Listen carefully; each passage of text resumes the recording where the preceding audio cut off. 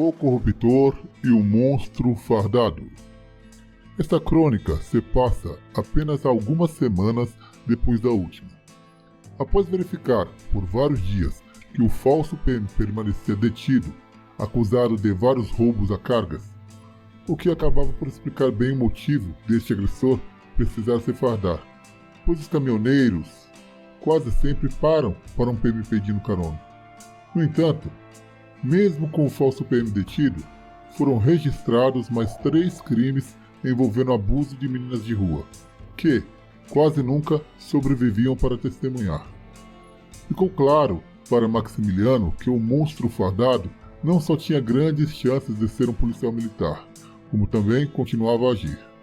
Durante as últimas semanas, Maximiliano investigou por conta própria, mas tudo o que descobriu foi desanimador, pois a Polícia Civil não tinha mais nenhuma pista.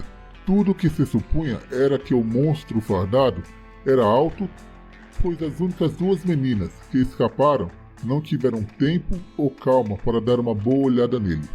Aliás, essas também haviam desaparecido, provavelmente temendo por suas vidas, tenham ido para um outro local. O pior é que, com as indagações que Maximiliano fez durante as últimas semanas, ele havia ficado em evidência, ou seja, ele não sabia quem era o monstro fardado, mas o monstro sabia muito bem quem era ele e como encontrá-lo. Sua vida estava em perigo. Foi exatamente sobre esse assunto que o 2º Sargento PM Roberto veio tratar com Maximiliano durante uma ronda de rotina. O Sargento Roberto era um cara alto, de óculos fundo de garrafa, sobre um rosto de nerd bem-humorado. Chegou perguntando: "E aí, como vai sua investigação sobre o doente da vez?" Maximiliano respondeu: "Na mesma, chefe. O cara está sempre um passo à minha frente." O sargento balançou a cabeça em sinal de desânimo e solidariedade e emendou: "Pior que você ficou na mira 2 vezes. Está em maus lençóis." "2 vezes?" indagou surpreso Maximiliano. "Sim, claro", respondeu o segundão. "Por um lado, o animal já sabe que você está atrás dele. Se ele faz o que faz com meninas, não creio que ele tenha pudores na hora de silenciar um Mike. E ainda tem o ônus de que alguns policiais militares acreditem que você é um infame monstro fardado e está apenas tentando criar uma cortina de fumaça no melhor estilo da informação e contra-informação. Afinal, por que mais um policial militar, cuja função é o policiamento ostensivo preventivo, ia se meter investigador?" Maximiliano franziu a testa. Nunca havia vislumbrado este lado da questão. Ele, com certeza, estava encrencado. Deixou escapar a pergunta, quase como um pedido de ajuda. "E agora?" "Bem", respondeu o sargento, "supondo que você não seja o dito cujo, aconselho-o a conversar com o novo comandante, o capitão PM Marcos Aciari. Ele parece ser um homem justo. Ele chegou aqui depois dos crimes, portanto, está acima de qualquer suspeita." Notando que o sargento suspeitasse dele, Maximiliano rebateu: "Pera lá, chefe. Quem me garante que o senhor não é o tal monstro?" O sargento riu e respondeu: "Muito simples. Eu sei que não sou. Agora, fora eu, na minha modesta opinião, pode ser qualquer um.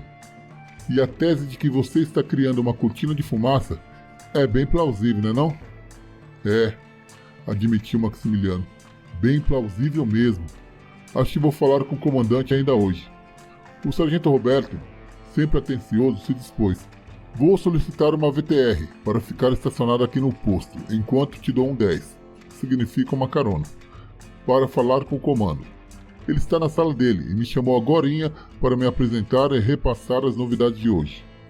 Chegando à sala do comandante, este dispensou a apresentação formal de Maximiliano e solicitou que ele se sentasse, logo indagando: "Então é você o recruta que está tentando pegar um mau PM? Você é da Correge, por acaso?" Maximiliano não respondeu. Não sabia o que dizer. Preferiu ficar em silêncio. Prosseguiu então o capitão: "Não que eu tenha nada contra. Só acho estranho alguém se preocupar com isso. Afinal, foge totalmente das suas atribuições e te coloca em perigo. Estou curioso. Qual é a sua motivação?"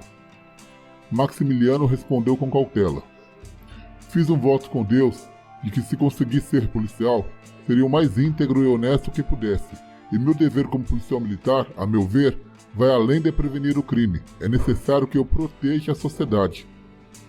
Muito bem, disse o comandante.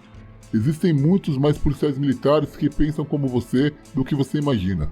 Esses são os que eu chamo de parede. Parede? Indagou Maximiliano.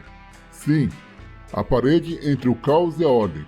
O mundo não é branco e preto, bem e mal.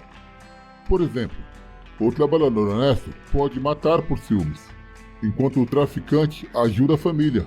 O ladrão honra pai e mãe. Nossa farda representa bem essa dualidade, é cinza.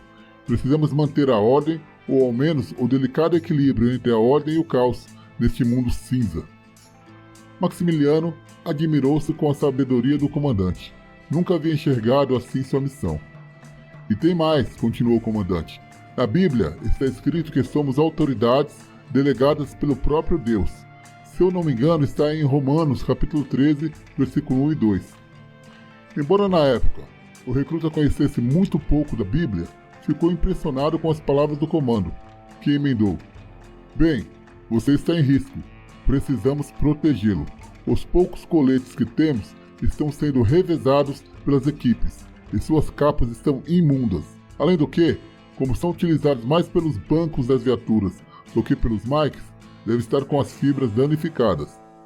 O comando afirmou isso porque na época não era obrigado o uso de coletes, e os poucos que tinham eram revezados pela tropa motorizada. Policiais a pé ou em postos policiais nem usavam. O comando então concluiu. Precisamos traçar um plano para evitarmos que você seja morto por este mal policial. Maximiliano continuou reunido com o comandante da 2ª Companhia do 7º Batalhão de Policiamento Militar Metropolitano, por mais alguns minutos. Traçaram um plano de ação e Maximiliano saiu da sala, ciente que trabalharia no dia seguinte com o soldado PM João Concreto, um policial corrupto, muito esperto, que bem poderia ser um monstro fardado ou saber quem ele era.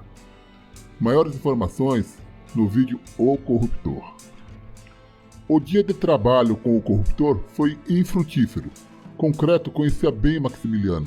Não tentou nenhum de seus truques. Por outro lado, Maximiliano notou que as maracutaias de João Concreto o deixavam muito ocupado. E não parecia ser o seu estilo aqueles ataques hediondos. Mesmo assim, resolveu perguntar. Antigão, você tem fama de ser um cara muito bem informado. Quem você acredita ser o monstro fardado? A resposta foi na lata. Não é da minha conta. Mesmo que eu soubesse de algo, nunca abriria para você. No que me diz respeito, você pode ser o cara. Ou a Correge PM. Nunca vi recruta tão intrometido. Só te digo uma coisa. Macaco que muito pula, quer chumbo. Maximiliano olhou fixo pro antigão e indagou com voz determinada. Tá me ameaçando? Não, disse Concreto. Estou fazendo uma previsão. O tal monstro fardado, como vocês chamam, não vai deixar que o intrometido o detenha. E o resto não vai te apoiar, até que você prove que não é o tal monstro. Conclusão? Bem provável que a sua mãe acabe chorando no final da história. Maximiliano respondeu calmamente com um meio sorriso. Faz parte. A vida é assim. Só saímos dela mortos. Não mais se falaram até o término da escala de serviço. Maximiliano continuava sem saber o que fazer. Resolveu dar uma volta no Vale do Anhangabaú para espairecer. Naquela noite, dormiria pela cia mesmo. Meteu uma jaqueta de couro preta sobre a farda, retirando só o cinturão, e foi caminhar, pensando no pouco que havia descoberto enquanto passeava pelos locais tradicionais, onde os moradores de rua, àquela hora, iam dormir. Ele passou pelo Lago do Patriarca, pela Rua São Bento, pela Rua Boa Vista, pelo Largo São Bento, e de repente ele viu a Patrícia. Conhecida por Patty, ela não era exatamente uma menina de rua, mas ela tinha sérios problemas familiares, e vez ou outra ficava um tempo pelas ruas do centro. Ela era ainda adolescente, cabelos longos e encaracolados, pele branca como a neve, sorriso amplo e nariz um pouco retilíneo demais, que na verdade não a deixava menos bela, apenas fazia com que sua beleza se tornasse única. Ela parecia estar andando perdida pelo centro, provavelmente buscando um local para dormir. Maximiliano sentiu um estranho impulso em segui-la. Ela foi em direção ao viaduto Santa Efigênia. Ao longe, enquanto a seguia, ele se pegou admirando as suas curvas amplas. Ela era realmente atraente. Viu a hora que ela desceu o viaduto pela velha escada lateral. Continuou a segui-la de longe, sem saber bem o porquê. A jovem atravessou o Vale do Anhangabaú e, quando passou por baixo do viaduto do Chá, parou para conversar com outros jovens.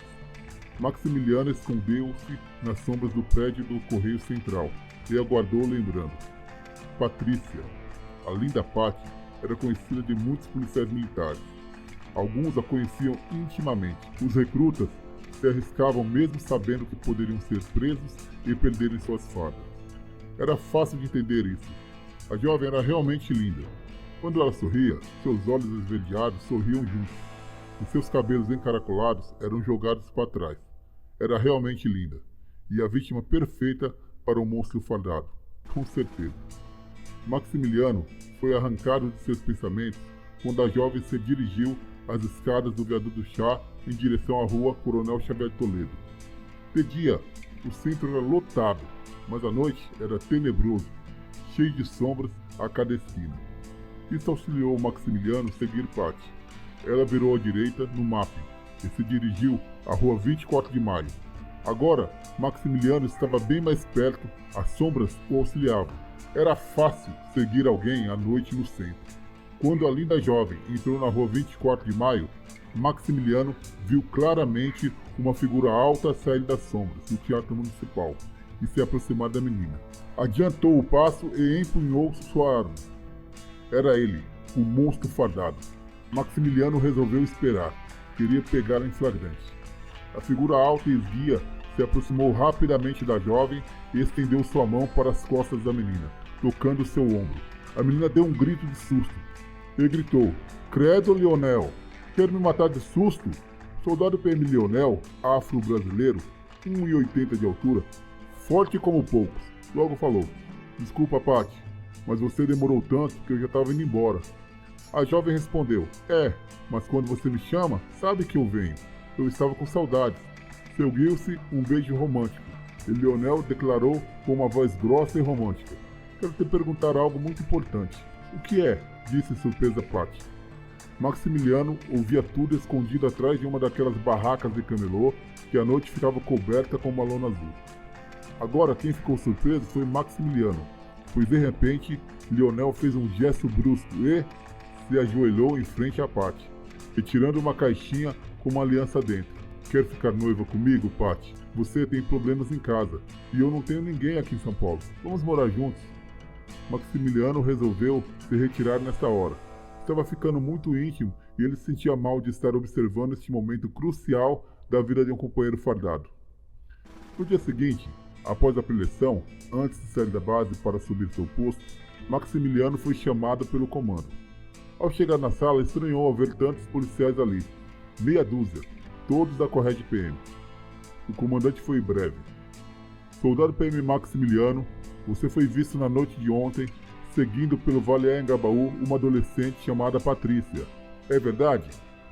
Maximiliano confirmou com a cabeça, prevendo o pior. "Pois é", confirmou o comando. "A jovem foi encontrada sem vida hoje pela manhã, sobre uma das barracas dos camelôs da 24 de Maio. Um golpe e tanto." Maximiliano sentiu-se até mesmo meio tonto, mas se recuperou rapidamente e respondeu: "Sinto muito, comando. Isso é muito trágico, mas não fui eu. Eu sei quem foi." Naquela noite, Lionel já havia confessado ter matado Patty, por não ter aguentado a rejeição. Ele desabafou: "Ela riu de mim, ali de joelhos, depois de tudo que passamos. Disse que nunca misturaria seus filhos com alguém como eu. Aí perdi a cabeça. Rejeitado por uma qualquer, não me controlei." Maximiliano pensou que talvez pudesse ter evitado tudo isto se tivesse permanecido no local, principalmente porque sabia que Patty diria não. Ela queria ser livre, nunca ia se amarrar. A imprensa entrevistou o comandante na manhã seguinte e indagou se finalmente o famoso monstro fardado havia sido preso. O comandante se limitou a responder que as investigações estavam em curso e logo teria a resposta. Maximiliano sabia a resposta. O soldado PM Lionel não era um monstro fardado. Aquilo era apenas um crime passional. Naquele momento, Maximiliano entendeu as palavras do comandante. O mundo não é preto e branco, é cinza, como uma farda. Pois tanto os maus podem fazer a bondade, quanto os bons podem fazer a maldade. E o monstro fardado continuava solto, livre para praticar seus crimes hediondos. Claro que Maximiliano continuará na caça do monstro fardado. Portanto, se inscreva no canal para não perder este encontro. Não esqueça de deixar seu like. Compartilhe a história com seus parceiros. Comente quem você acha que é o monstro fardado. Afinal, seria o próprio comandante? Ou quem sabe o Sargento Roberto? Ou ainda o soldado PM concreto? Dê seu palpite nos comentários. Vou deixar aqui no final duas crônicas. Uma explicando que tipo de mau caráter é o soldado PM João Concreto e por que é possível que ele seja ou saiba quem é o monstro fardado. A outra crônica explica o que aconteceu com o último comandante do soldado PM Maximiliano. Não perca! Ambas são muito interessantes e esclarecedoras. Espero você no próximo Papo de Viatura! They call me a god.